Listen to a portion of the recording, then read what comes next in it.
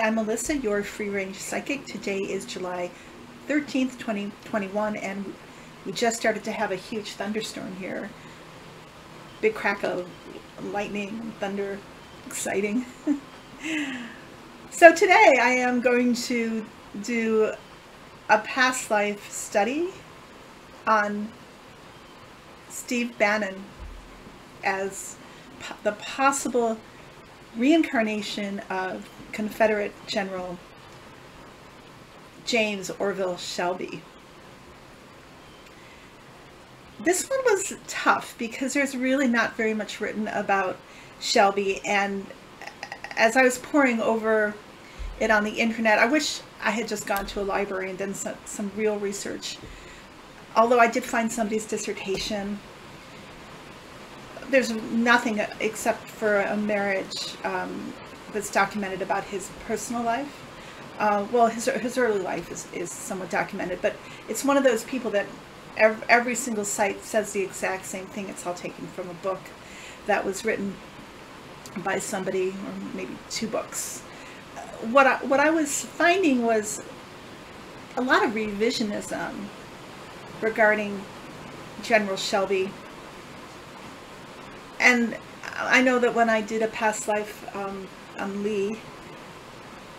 General Lee, that there was also very much documented revisionism on him by the Confederacy in the South and those who still to this day adhere to it, that these people are heroes and they're wonderful, kind, brave men, brave souls.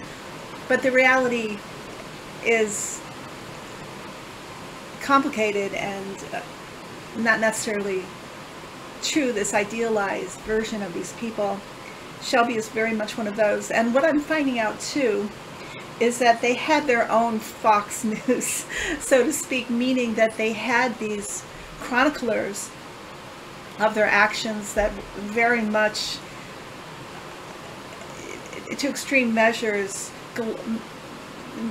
glossed over their history, and the focus, the intent was to make them heroes, to minimize their pernicious deeds, and to maximize this idealized version of them. That was really interesting. And there's one in particular, and he's connected with General Shelby, that my guides told me has reincarnated in this lifetime. And that person was James Newsom Edwards, who was a personal adjunct. I don't know quite what that means. Somebody who was like his right-hand man to Shelby, and then later became a journalist and was really responsible for not only really revising or glorifying James Orville Shelby, his image, but also Jesse James, who he mythologized because Jesse James was a Confederate. So Jesse James became this romantic Robin Hood type person, when really when you look at his history, which I did a little bit, no, he's a pretty vicious man. I mean, he had a terrible childhood, and he did experience violence from the Yankees against his family, but he became this brutal outlaw who was responsible for many, many, many cold-blooded murders. So interesting. There's so many similarities to what was going on then and what's going on now. I can see why, allegedly anyway, people would reincarnate from that time to be here now, because this whole white supremacy versus diversity, South kind of evangelical, and I'm not saying everybody in the South is like that, but you know, that this desire for successionism and libertarianism, etc., versus a unified country that is diverse and progressive, that very much had its roots there, and you know, right at the beginning, at the founding of our country. And we're still in, it's amazing to me that we're still in this war, this civil war, and we still are. So not surprising that the same people who were around in that time come back into this time and play very, very important roles. I wanted to read a few things. I'm not going to go into depth because with Shelby, it's so it's complicated, and it's this Civil War history where he's involved in all these battles, and he was considered a brilliant tactician and a brave soldier, a brave general. And he won many, many, many skirmishes, and he initially started out as like a guerrilla type leader, and then later on worked his way up to becoming a general just at the time, interestingly enough, for the Confederates, when the Confederacy lost, and then he scampered off to Mexico. He's really, is it eulogized or he's glorified as the undefeated rebel because he took his band of men and he went to Mexico and crossed the Mexican border, and he worked with the emperor there, Maximilius. No, you can look it up on Wikipedia. And for a couple of years, granted land and was doing whatever nefarious things he was doing. Still anti the Union, anti the government. But then that government got ousted.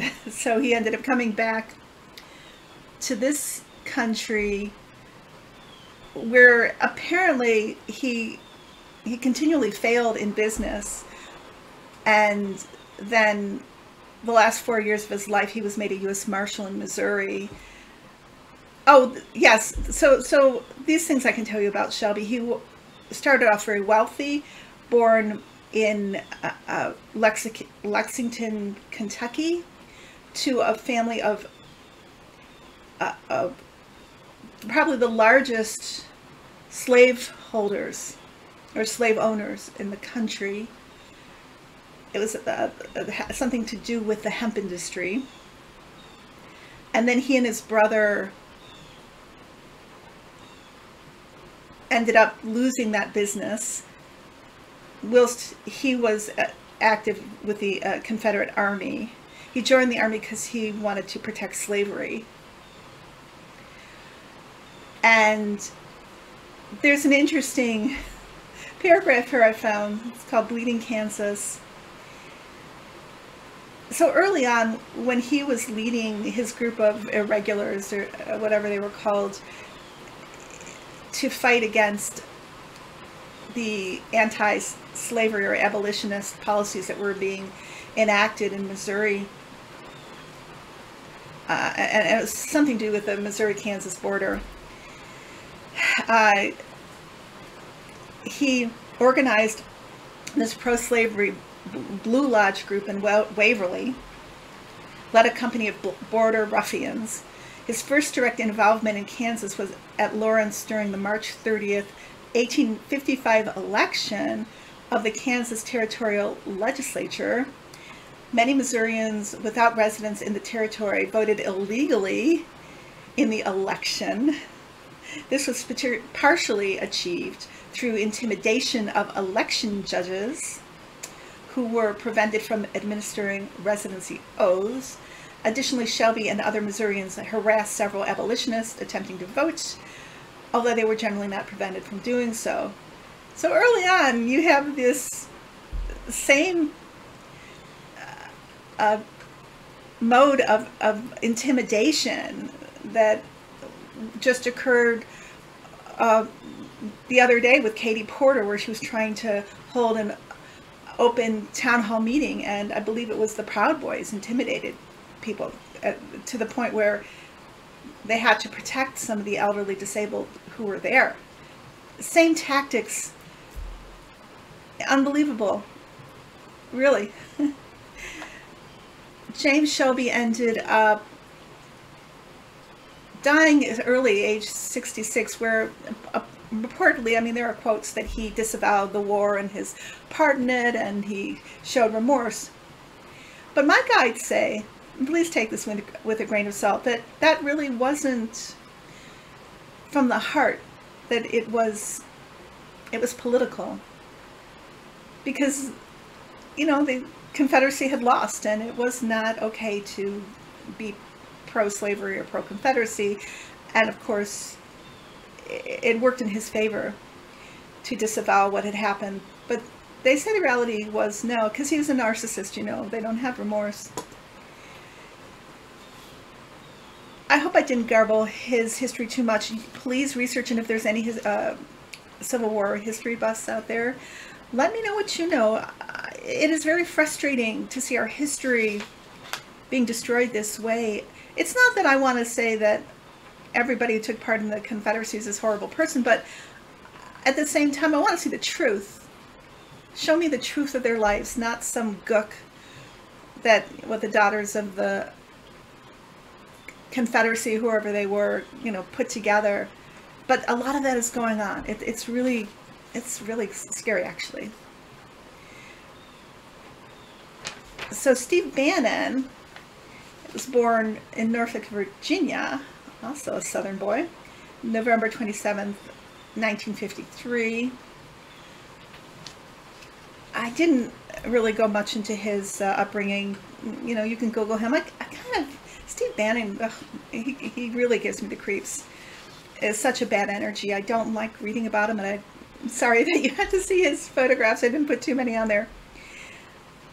But he eventually served in the Navy, the U.S. Navy, for 7 years. He became an officer. Then he went on to do many, many different things. Out of the Army, let's see, he was an investment banker.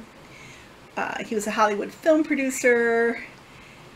He began making these really right-wing, white supremacist documentaries, and he was compared to Leni Riefenstahl of the Third Reich, and he was called by some the Leni Riefenstahl of the Tea Party. Very fanatical, very much believing in this apocalyptic theory that we need to bring about a civil war, this chaos, so that the white supremacists can come and take over. But it has to come by dividing people against each other to a point of bloody, like a purge, something like that. And I know that in a video that I did on Steve Bannon, I mentioned this book that he was inspired by, but I don't recall the book. But anyway, you know, the crazy ideas. He truly believes himself to be a Christian, very vehemently anti-Islamic. He was vice president of Cambridge Analytica. He worked at Breitbart News Daily. Initially, he had his own show, called Breitbart News Daily. He worked at Breitbart. And then he became an executive chairman of Breitbart for a period of time. But he left there to become the chief strategist of the Trump election, and he became the senior counselor to Trump, also one of his chief advisors. He compared himself to the Thomas Cromwell in the Tudor court. That's what he thinks of himself. Thomas Cromwell, look him up. And then he eventually steps down from there, like a week after that Charlottesville that rally that was so disastrous because of his statements about it. And then he surfaces in all these different countries. He apparently advised Bolsonaro in Brazil, and allegedly was behind the Brexit fiasco in Britain, and he has dealings with some nefarious people in China and Japan. Eventually, August 2020, he is found guilty of fraud, and then he gets pardoned by Trump, and he's now back advising Trump in the background. He is anti-Semitic, racist, anti-immigration, anti-democracy, he's a vile human being, in my opinion. And he believes in causing chaos. And interestingly enough, also Shelby, even when he became a brigadier general, his method of fighting was very unorthodox, and it was very much like guerrilla warfare. I feel like they've got that in common too. And Shelby's band of ruffians were very much like the deplorables, you know, Bannon's deplorables. So that's some garbled history on Bannon and Shelby. So let me get to the reading. My guides show me these cards. I'm using the Cyril Marchetti Gilded Tarot deck. And then we have another beautiful oracle card from the Sacred Destiny deck by Denise Lynn. I never get tired of using that deck. I have other decks. I'll bring them out at some point, but I love that deck. This was an interesting and enlightening reading because my guides are filling in some of this history. Please take it with a grain of salt, the things they're telling me. But I'm just going to tell you what they told me about this whole thing. Okay, with this past life reading. Shared card, the Devil. This is both representing James Orville Shelby and Steve Bannon. And as you can see by that quote that Bannon gave in the intro, that he's totally, this is his deal, this is his jam, right? Supporting Satan, supporting Darth Vader, you know, or the Sith. He's into evil because, or Dick Cheney too, yeah, because evil is power. And my guides say Shelby felt the same way, that, and in his sense, very Machiavellian, by any means necessary. He was responsible for over 1,000 Union soldier casualties. He destroyed villages. He plundered, and he drove his men. Shelby drove his men to the point of death, or to the point where they could not function anymore because he rode them so hard. He didn't let them sleep. He hardly let them eat. He was a fanatic in warfare. So although he was considered brilliant and he was considered highly victorious at times, he was brutal to his men because he didn't care really about them as people. Obviously they're soldiers, so they're just gonna fight until they drop. And they would literally fall asleep on their horses, according to one soldier's report, and drop off the horse for lack of sleep.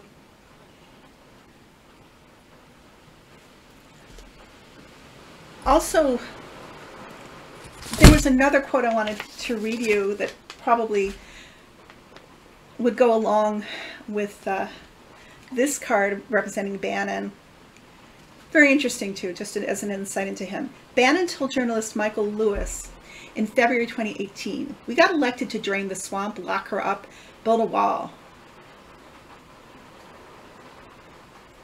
Or he actually said we got elected on drain the swamp, lock her up, build a wall. That was pure anger.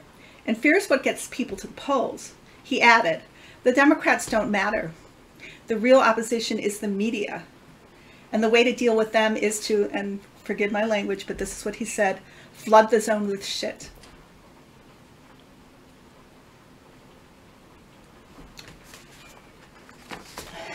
By any means necessary, right? But you use the media, you use perception, very, very much like Putin.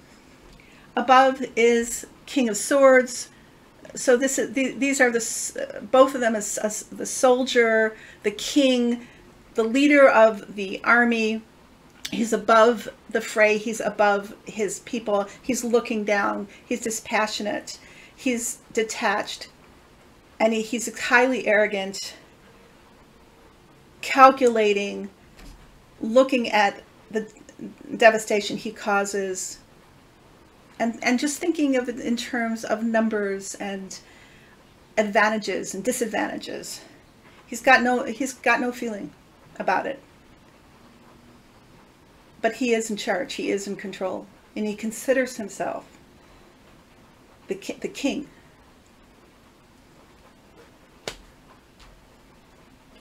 And this is a good card for a general, right? For good or bad. But and it can be interpreted in different ways, but this interpretation is what my guide showed me, is regards both Bannon, who does consider himself the general of his deplorables, and Shelby. In the past, the Tower. So the Tower is a coup. What was the Civil War for the South but an attempted coup? And what is Bannon still currently involved in toppling the American government and toppling the world democratic governments to bring them down, but ending in catastrophe. And these are failed coups. Underneath, this is the Knight of Swords. So again, mirroring, I would say, this Knight of Swords. Let me see what I wrote here. This is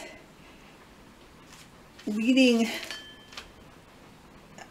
an army into an aggressive attack. That is their mode.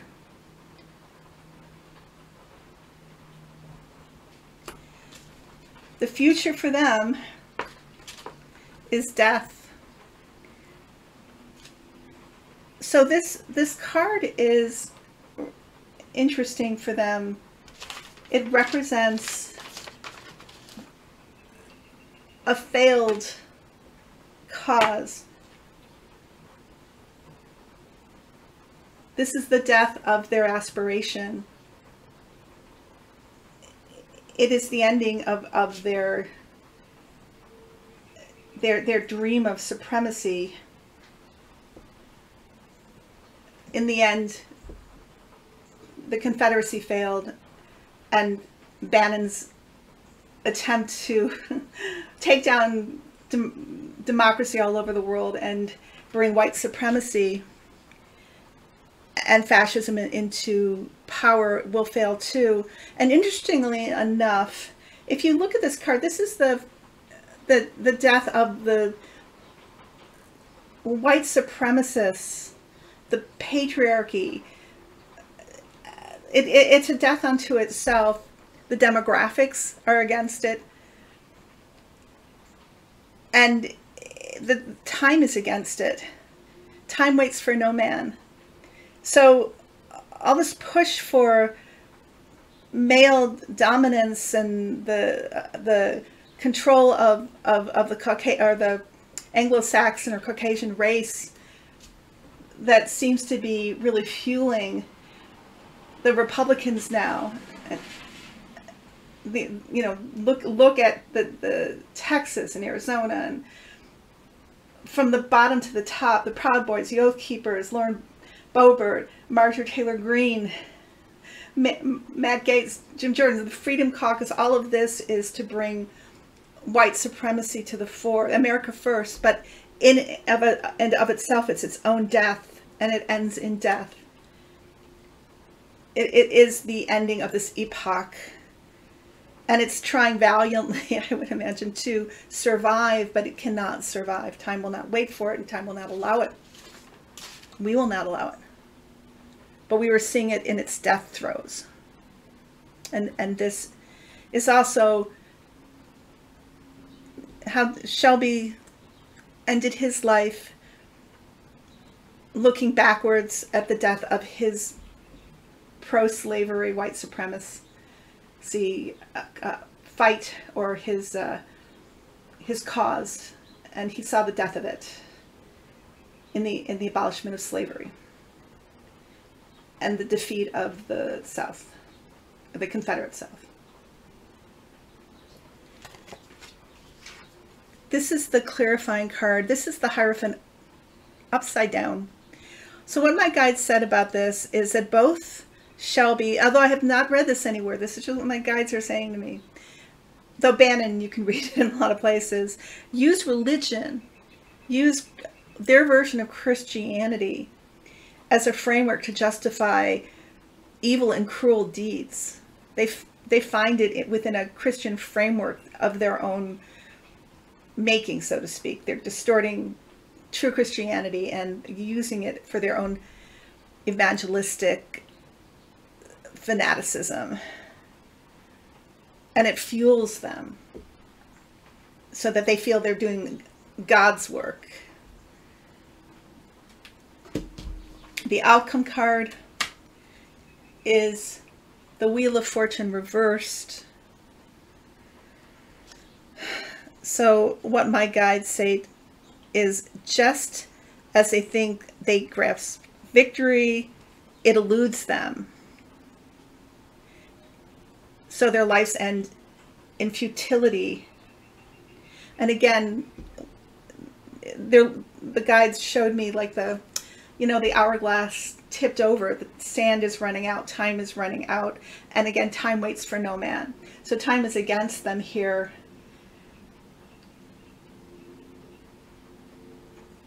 And their attempts are futile. As much energy as they put into them, as much as they have success in their little skirmishes and in their schemes, they're for nothing. They become a fool's dream. So that's an interesting card, huh? So that is my reading on the possible reincarnation of James Orville Shelby, Confederate general and Southern icon, as Steve Bannon.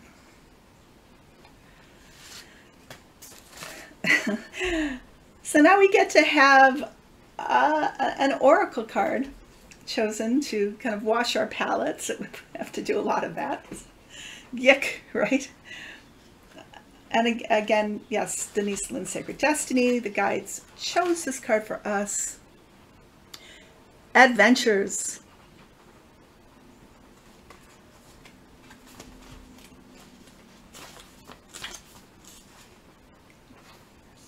Lofty Waterfall is the other name for this card. The sacred landscape wants you to know something exciting is around the corner. You are entering a new frontier filled with expansive energy. Begin to look at your world in new and different ways. Something that you thought was mundane or something you may have overlooked will open the door to new opportunities and a bigger and bolder way of living. Be willing to see the world around you in new ways. Don't be lulled into complacency. This card appears when you are ready to remove your blinders, take action so life doesn't become stagnant and lackluster. It can also signify incredible spiritual attainment and spiritual voyages. Adventure. Saying that, please like and subscribe to this channel, share it, and if you want to make sure you know when I'm releasing a video, you can hit the notification button, which is a bell on the right hand corner underneath beneath the video. You see a little bell. I am available for personal readings for anything in your past life, anything in this life, including past and present. I love to introduce you to your guardian angels, and I am a medium. Take care. I love you. Sundays are becoming kind of full for me, so it may be that Tuesdays are when I release this video, but you know, I'm gonna not be too absolute about that. So either Sunday or Tuesday the next video will come out. I'm going to be really interested to do research on this other mystery past life who apparently was, according to my guides, James Newman Edwards. So please take care. My love to you all. Have a wonderful rest of your week. Bye-bye.